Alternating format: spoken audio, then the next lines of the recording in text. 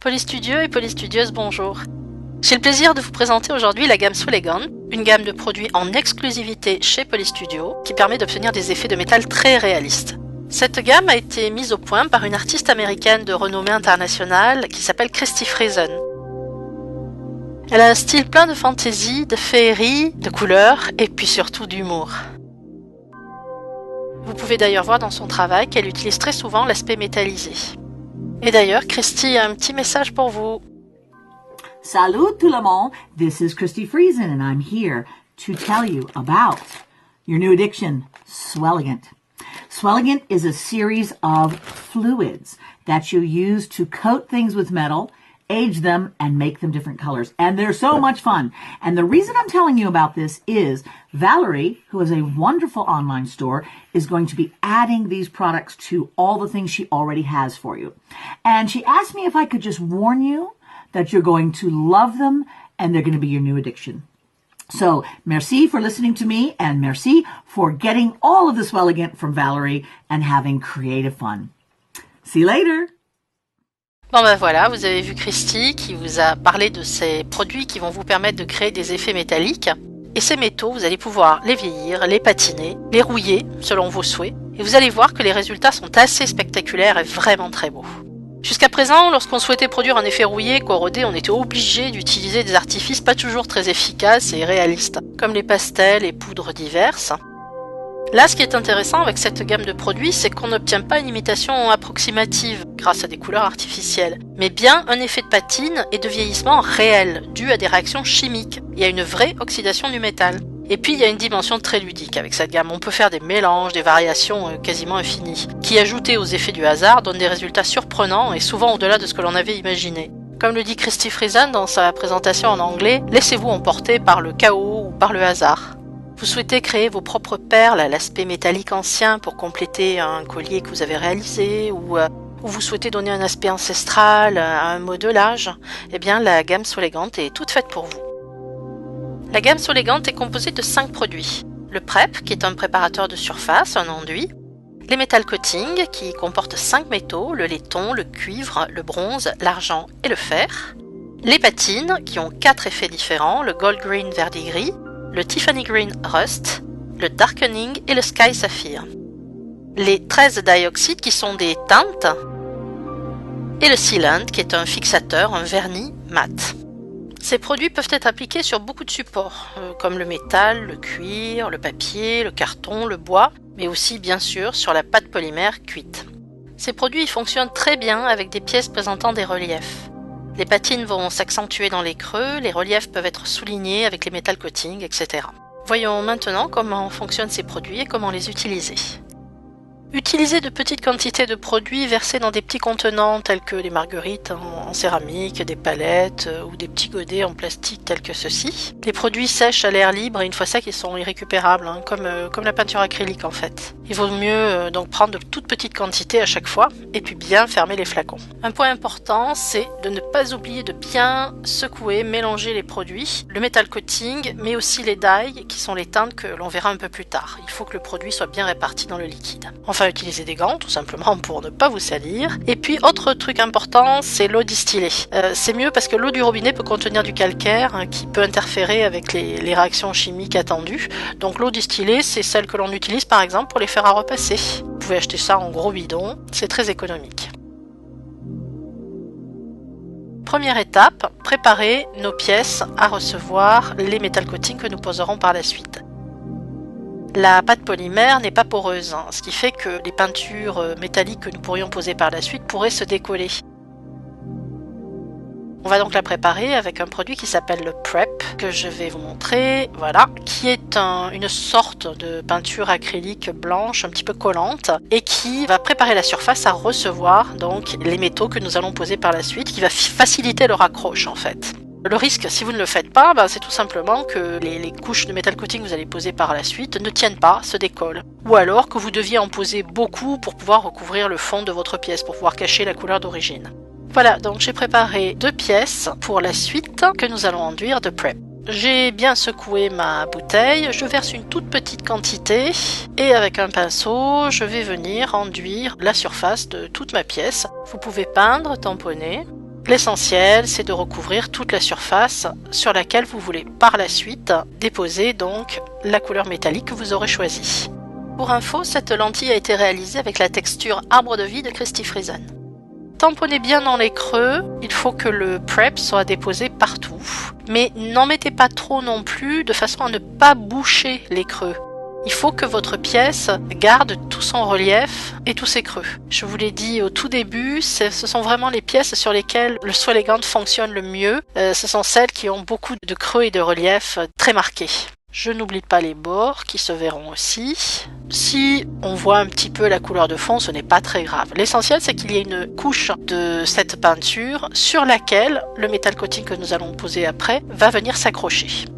Donc je fais la même chose avec mon modelage et je vais accélérer un peu la vidéo pour aller à la suite.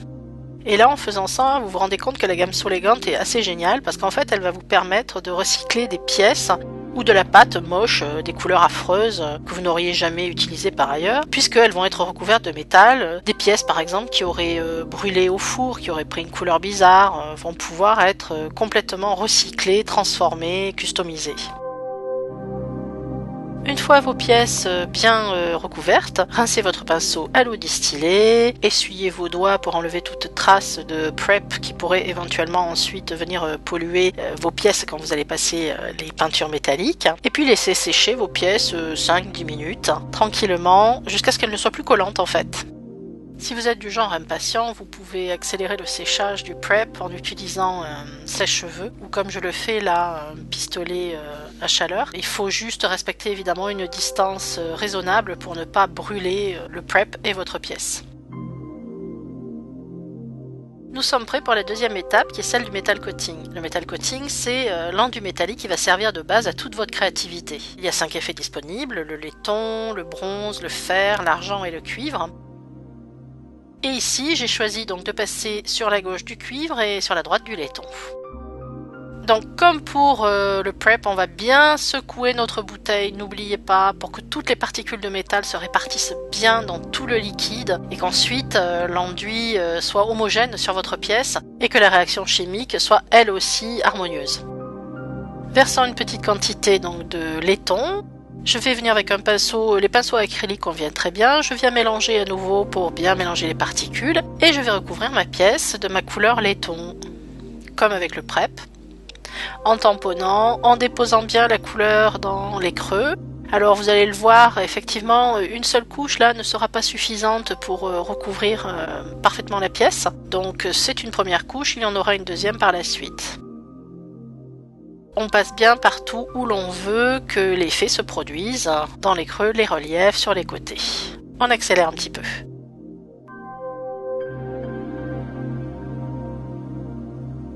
Voilà, rincez votre pinceau à l'eau distillée, très important, pour préserver les réactions chimiques attendues. Essuyez votre pinceau avec un papier absorbant, profitez-en pour essuyer vos doigts, pour enlever les éventuelles traces de laiton fraîches qui pourraient venir ensuite se mélanger par inadvertance avec d'autres couleurs. Je vais maintenant recouvrir la deuxième pièce avec du copper, du cuivre, et ça va me donner l'occasion de vous montrer qu'il est également possible de mélanger ces couleurs entre elles. Donc là, je vais mélanger du cuivre avec du laiton pour obtenir une couleur nouvelle. Alors c'est ce qui est intéressant avec les metal coatings, c'est que vous pouvez créer vos propres couleurs suivant les besoins de votre projet, ou juste pour expérimenter. Ce qu'il faut savoir aussi, c'est que vous pouvez y ajouter des poudres de mica. Alors pas en trop grosse quantité, parce que sinon la peinture, le metal coating va perdre son pouvoir d'adhérence, il va devenir pâteux et il ne collera plus. Je tamponne comme pour la pièce précédente, et puis je vais accélérer un petit peu pour en arriver à la pièce finale. Là aussi, 2 couches seront nécessaires pour bien recouvrir toute la surface de la pièce. Voilà, là je finis de passer la deuxième couche sur ma pièce façon laiton. Et certains d'entre vous vont me dire, mais enfin pourquoi n'y a-t-il pas de couleur or? Il y a du cuivre, de l'argent, etc. mais pas d'or. Bien tout simplement parce que l'or est un métal qui ne s'oxyde pas ou très peu. C'est un métal quasi inaltérable. Donc ça ne serait pas du tout crédible d'avoir une couleur or oxydée. Ma pièce est terminée. La deuxième couche, vous voyez, elle est bien recouverte. Et alors à ce stade-là, vous pouvez maintenant rajouter, si vous le souhaitez, des couleurs, des teintes qui sont les dioxydes. Alors j'ai là quelques couleurs, voici un bleu par exemple. Il existe en 12 ou 13 couleurs dans la gamme Solegant. Vous pouvez donc teinter vos métaux en les rendant un peu plus rouges, un peu plus violets, etc. En fait, c'est une teinte transparente dont les pigments vont se déposer avec les pigments métalliques. Et l'effet est très naturel, très réaliste. Et vous pouvez mélanger tout ça, bien entendu, entre elles. C'est-à-dire que vous pouvez créer de nouvelles couleurs si vous le souhaitez.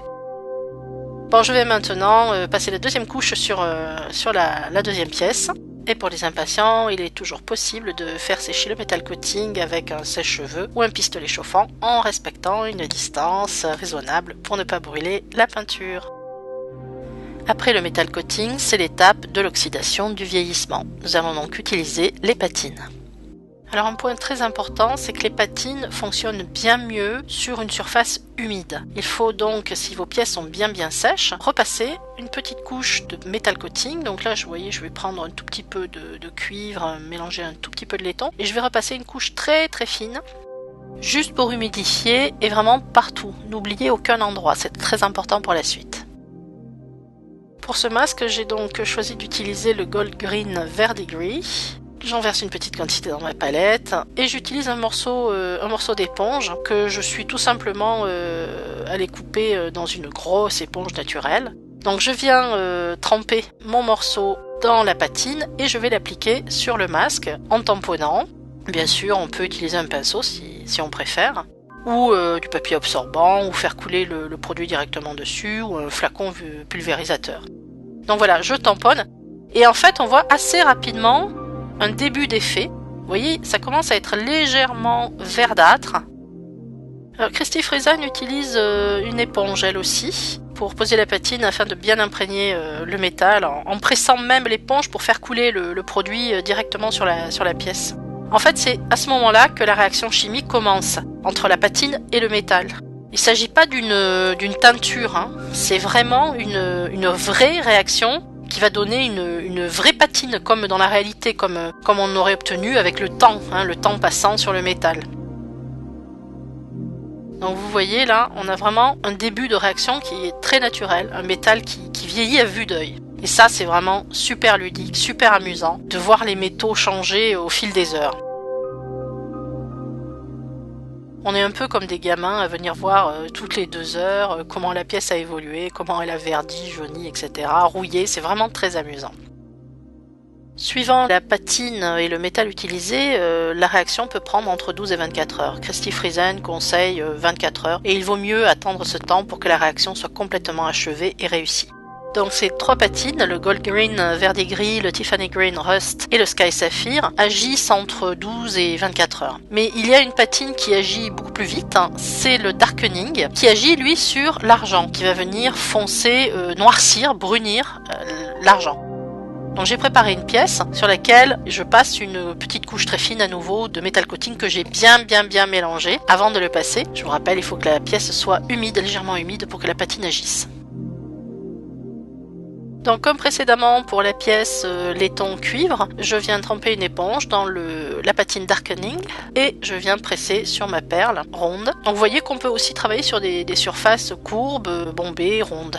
Il n'y a pas de problème, la patine va fonctionner tout aussi bien. L'essentiel étant toujours qu'il y ait des creux et des reliefs pour que la patine fonctionne. Regardez le masque juste au-dessus, vous avez vu comme le métal, le cuivre et le laiton mêlé ont vraiment commencé à bien verdir. Si vous comparez avec la pièce en laiton à côté qui n'est pas du tout traitée à la patine, c'est assez impressionnant et vraiment flagrant. Voilà, vous voyez là sur le métal argenté, on commence à voir des creux qui deviennent plus noirs et du coup les reliefs apparaissent beaucoup plus nettement.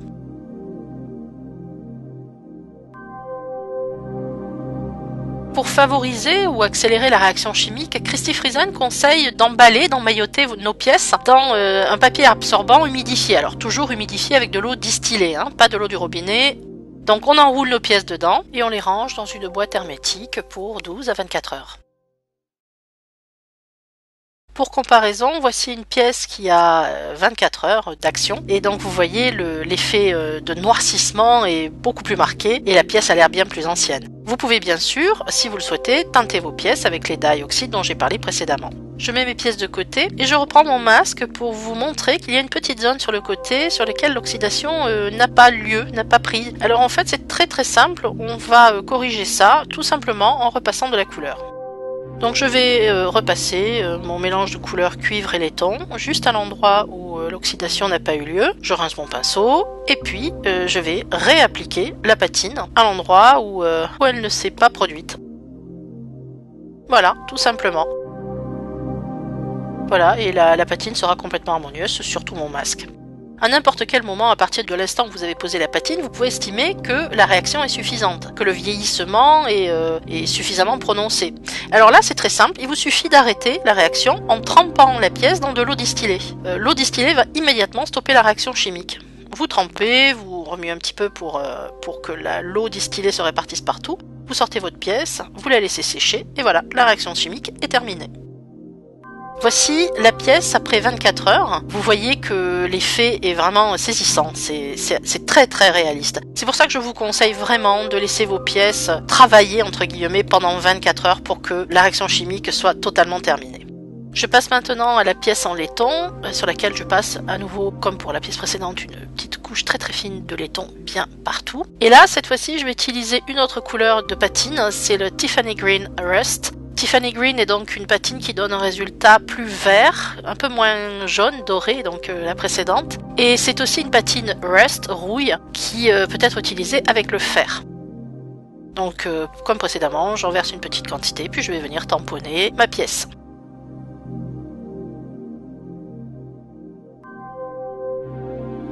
Alors, avec tous les produits de la gamme Soelegant, on peut s'amuser à mélanger. Et là aussi, on peut mélanger les patines. Donc je peux mélanger Tiffany Green et Gold Green, vert et gris si je le souhaite, pour obtenir des effets encore différents. C'est ce qui est super intéressant avec cette gamme. Et je peux aussi mélanger avec le Sky Sapphire que voici, qui lui donne des résultats plus bleus, comme si les pièces avaient passé du temps sous l'eau.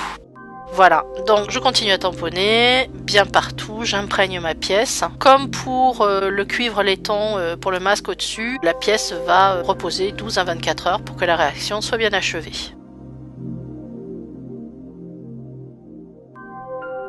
Voilà, je rassemble mes pièces dans mon papier absorbant humide et je vais mettre tout ça dans une boîte hermétique pour la nuit et je vais revenir régulièrement voir comment ça se passe, comment l'oxydation évolue. Ça c'est super intéressant. On est à la fois un découvreur, un archéologue qui découvre des pièces anciennes et puis un petit chimiste qui est tout surpris par la réaction de ces produits.